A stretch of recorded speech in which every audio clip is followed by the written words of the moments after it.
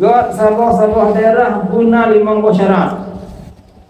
Syarat pertama bersatu aparat desa dari datuk sampai terus dia habis penduduk. 2 bersatu rakyat sama rakyat. Yang kedua bersatu rakyat dengan aparat. Yang kedua bersatu tengku rakyat aparat. Yang kelima bersatu tengku dengan tengku.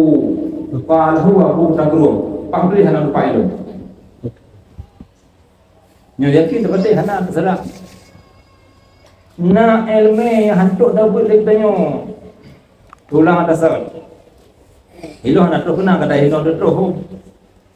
Almarhum Abu Pandan. Lum likut manasik bagainya. Munya tengah tatawa cukup perlu wudu. Baik kada-kada. Nya kada baca atung cukup jarang. Lalu nak kemprak tu nya kakak ledo tu yang kesampuh, yang kena sampuh modal dia. Sampuh kepala. Ni jarang sampuh muka, sampuh bukan basuh anak sahudu. Maka penolong dan hai jamaah memohon kepada Allah Taala dengan doa Rasul mungkin berkat yang ada wudu. Biukun.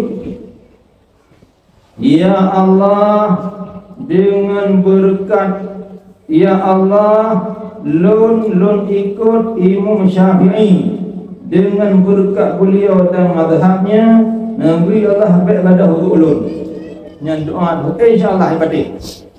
Nya yang boleh buka nak kita hana atau kita menjaja. Yakin. Nak urang yang bijak umrah sabah travel jamaah beda-beda. Travelnya hina umurno, travel je hidup umurno. Sabah report lain-lain apa je.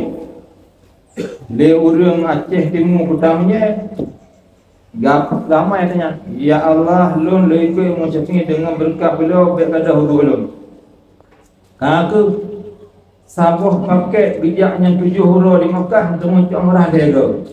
Ban harga hanya pada wudu aku. Tanya dengan yang orang lain, kerja dia tu hanya pada wudu. Iluhnya ramai. Gamai tu hanya gawanya ibadah. Tawasul, doa paling bengih Wahabi. Tawasul. Tanya sunat tawasul.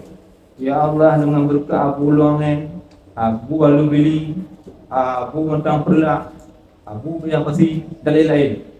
Nabi Allah berkat yang melu. InsyaAllah. Baik getanya dia ke pada yang beru. Katanya punya kepada pakai tu dikubah dia ni hijau. Katanya punya kebrus dengan pakai tu yang baik pada lambru.